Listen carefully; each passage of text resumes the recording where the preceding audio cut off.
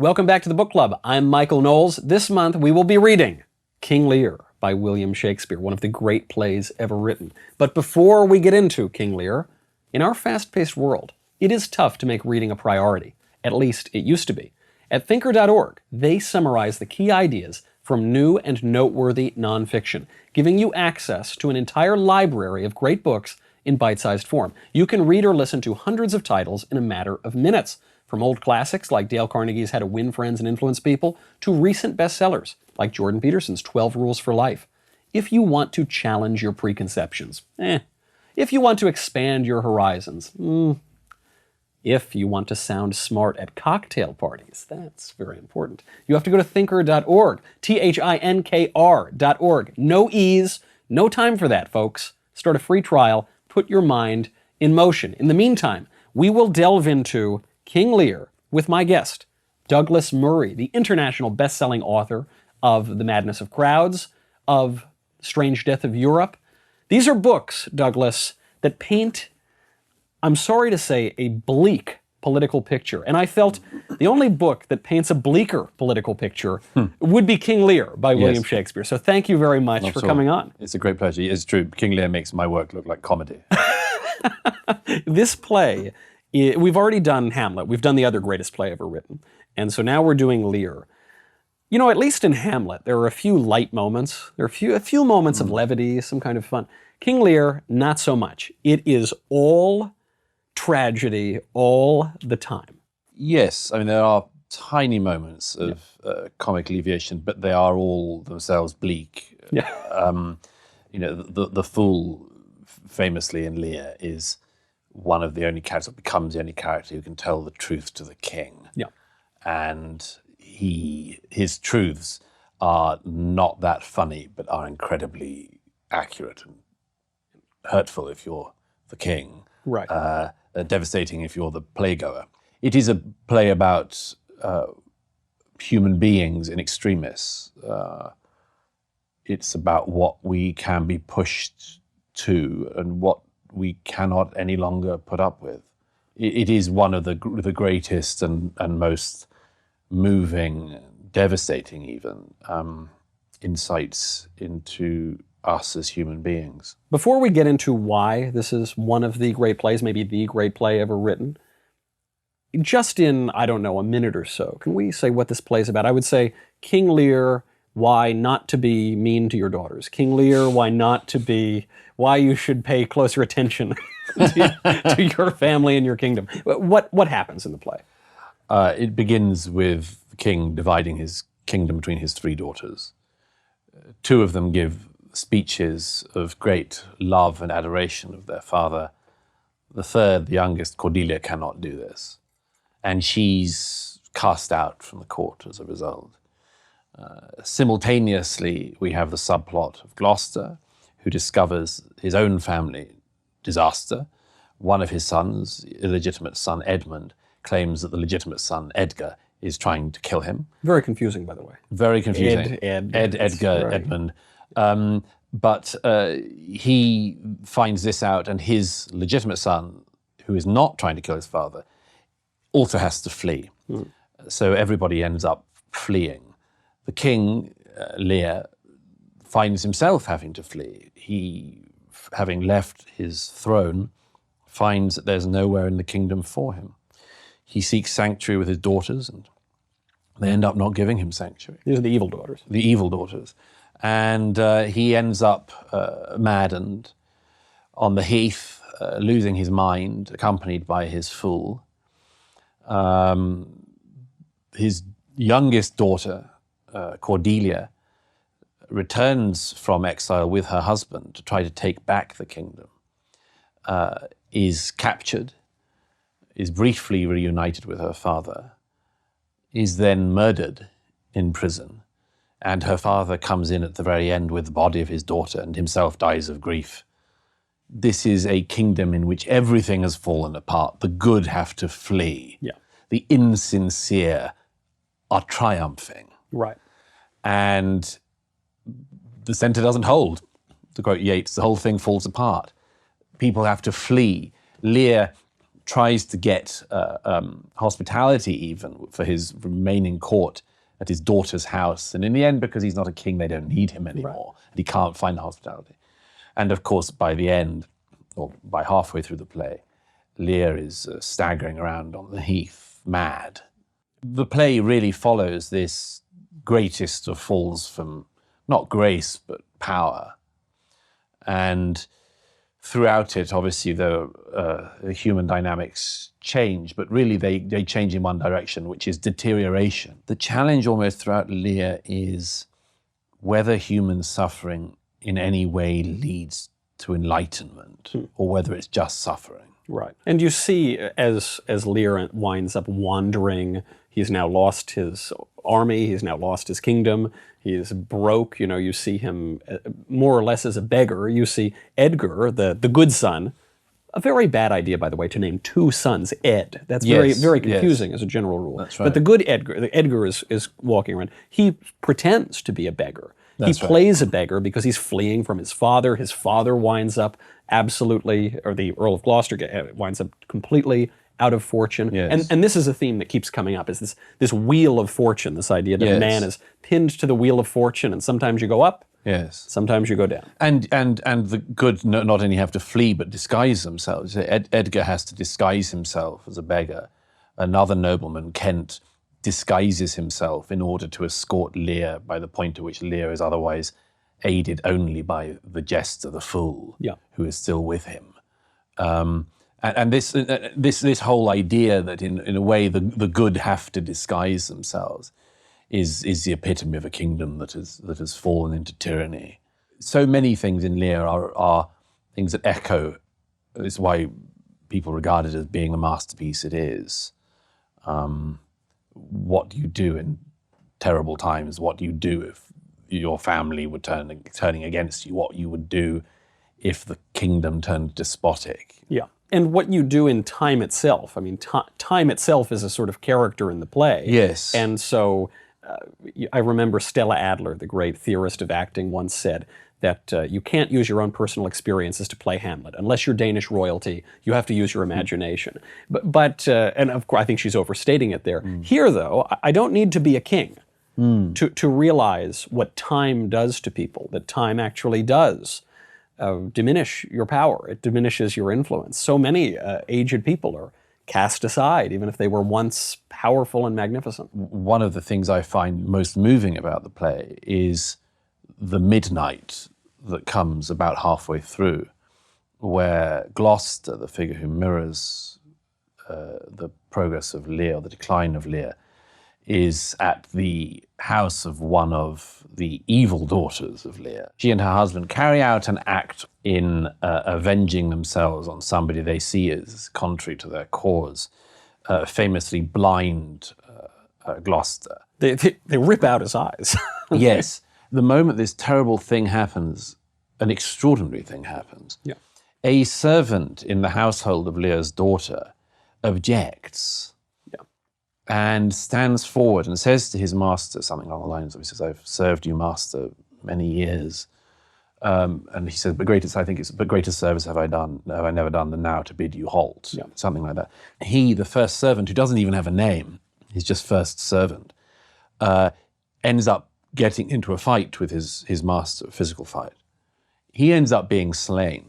Lewis makes an extraordinary observation about this. At the midnight of the play, this one unnamed character does perhaps the only thing in the play that is unadulteratedly good. Right. And there's an observation to follow from that, which is that this unnamed, unremembered person who has, I think, less than 6 lines all told, is the person you should wish to be in the play. In our lives, we don't know what act we're in. First act of a play or the final act. It's midnight at this scene in Act 3, and the whole play will revolve around it. But the unnamed servant doesn't know that. All he knows is that something is happening which cannot be allowed to happen. And the unnamed servant says, "Oh, death, untimely death." Because he wasn't expecting, he doesn't know what act he's in his own life. Exactly. But he does the right thing. He does the right thing, and we don't know if we're in a comedy or a tragedy. or both. And we don't know how many lines we're going to get. All we can try to do is to make sure that we speak the lines we have well and do it right. And hope we don't turn out like these characters do in Lear. That's definitely an aspiration. This is some aspect of the play that I think is difficult to read, which is it just keeps getting worse. Even the fool is so sardonic. He's so, it's so biting. It's so brutal. Perhaps one of the most moving scenes, aside from Lear going mad on the heath, is the scene in which Gloucester, now blind, is, and there are so many things in this play that have entered the lexicon. Yeah. Gloucester blind is now actually being guided by, he doesn't know it, but by his son Edgar, who is in disguise, leading his blind father. And his blind father wishes to kill himself, and Edgar leads his father to what he says is the cliff of Dover Beach. He's not very subtle about it, Gloucester. He says, I want you to lead me to the very furthest edge of that cliff that's very, very high up. What for? Oh, no reason. I just would like you to take me there.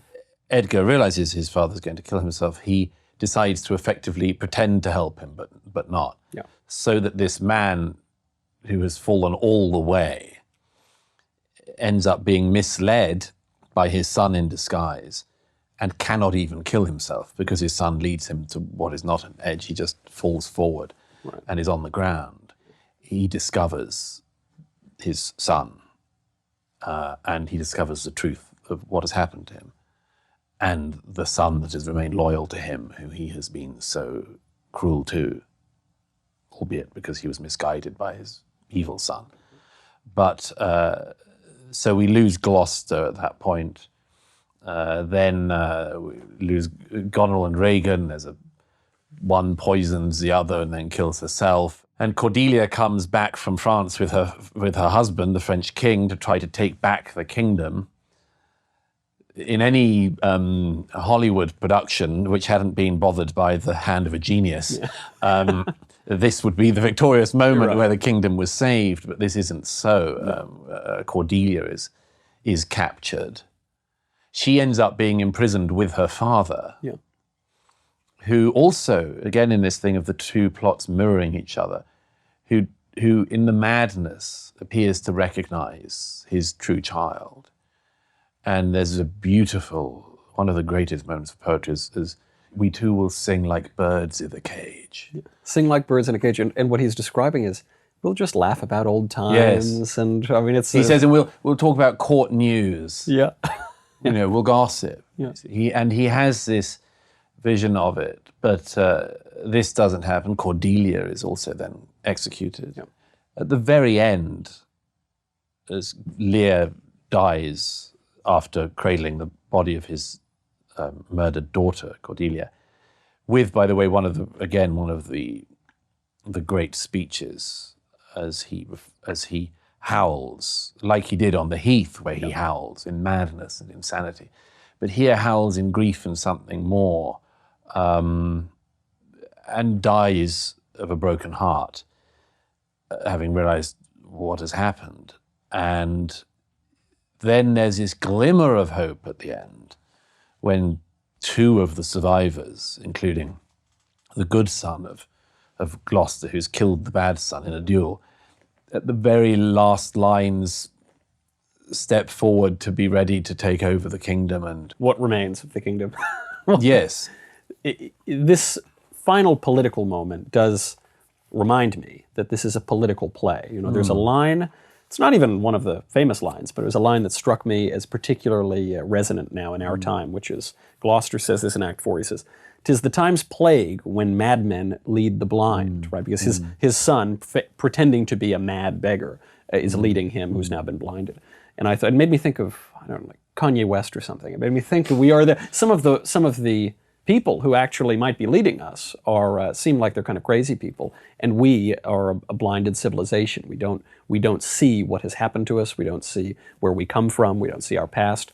And it strikes me that what destroys this kingdom is an act of filial impiety. You know, these children are being very rough on their parents, on their fathers, and vice versa. You know, it opens up with the father being very rough on his daughter. Yes.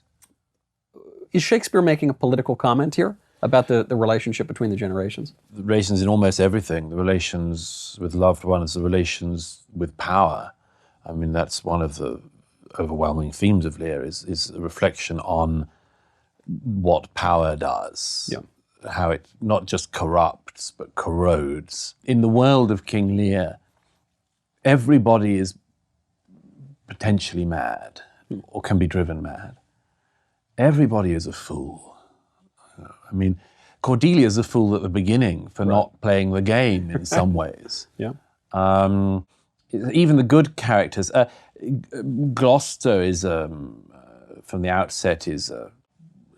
I mean, all sorts of things to be said about him, but he's not an evil man. Yeah. But he does an evil thing because he's stupid enough to believe one of his sons when that son says that the other son is trying to kill him. And he believes it. And as a result, everything in his own world, never mind the world of the kingdom, is torn apart. So it's this world in which anyone can be misled. Everyone can muck up so badly they destroy everything in their family and in the kingdom. And everybody can be in disguise. Yeah. Everybody can lie and mislead and be misled. The people with power aren't necessarily the people who deserve to have power or know what to do with it. I mean, Goneril and Regan, the two evil daughters of Lear, clearly with their husbands want power, but have no idea of what they will do with it, and end up just corrupting and corroding the kingdom further. And Lear, who thinks he knows what he'll do in retirement, has no idea of what happens to a king divested of the garments of power. And pride seems to displace their reason from the very outset, right? I mean, the very first scene is this perfect embodiment of pride. He says, I'm going to divvy up my kingdom, now flatter me. And when you flatter me, I'll give you this. And maybe the most famous, one of the most famous scenes in it, is in Act 3, when Lear cries out and says, blow winds and crack your cheeks, rage, blow, you cataracts and hurricanos spout, till you have drenched our steeples, drowned the cocks. Goes on and on. He's crying out at nature itself. Yes, that's one of the scenes that the actors who play Lear are always judged by and love. Yeah. It's a great moment. Some ham actors can somewhat overdo the scene. It's hard. Once or twice, I think. It has been known of. Yes, this is Lear in extremis on the heath, becoming mad, and it's one of the most pitiful things in the play is watching a man who had sense losing his mind. Yeah.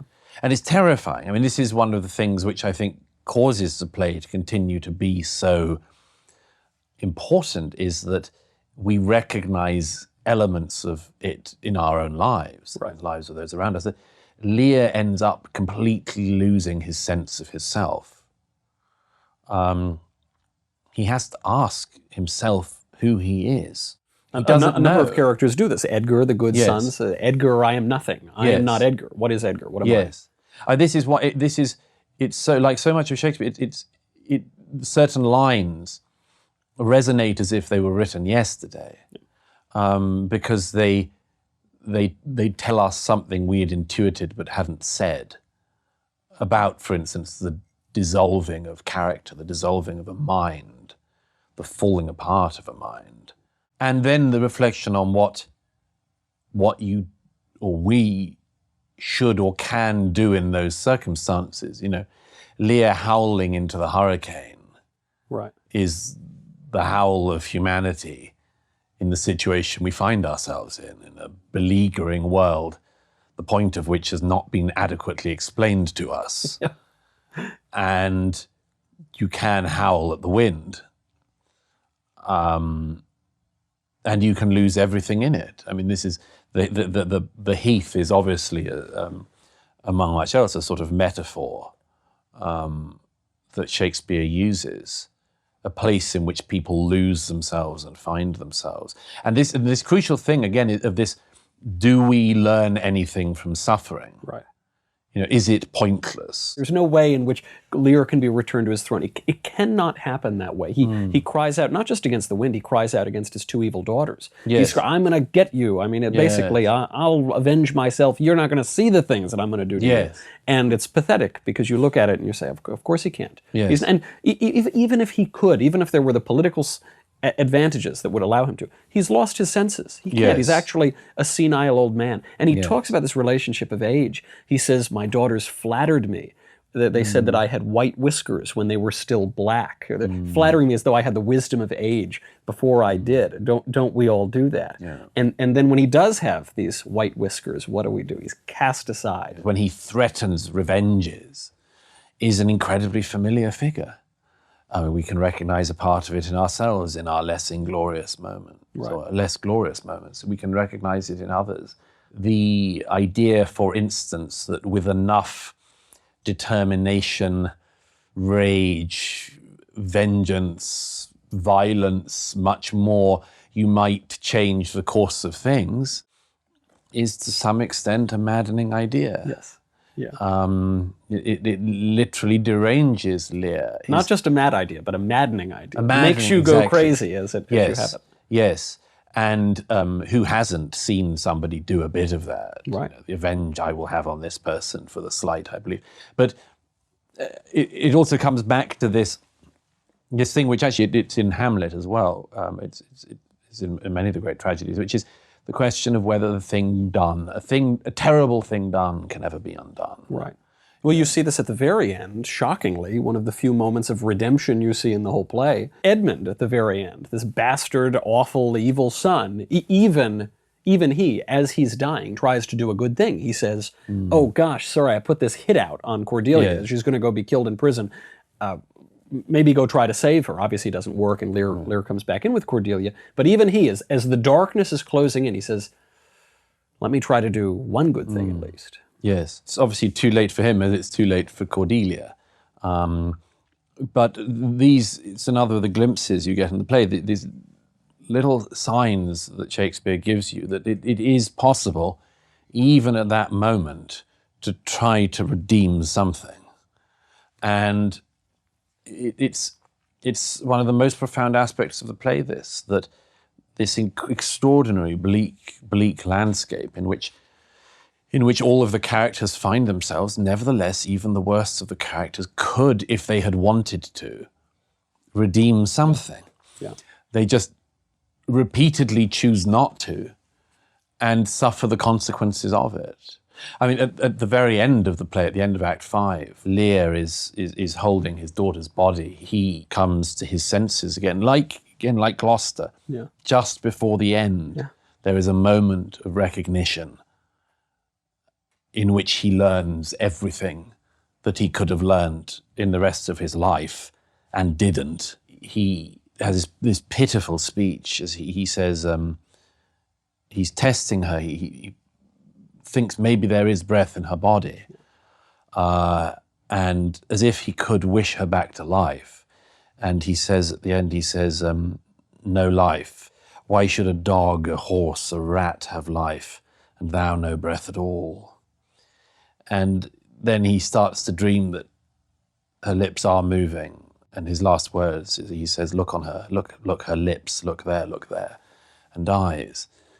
And it's certainly done well in the theatre, and it's quite hard to do that scene badly, but done well, it's one of the most moving scenes in theatre, that he finally, cradling his daughter's body, finds out the thing he should have known at the beginning. He should have known who to love, who to trust.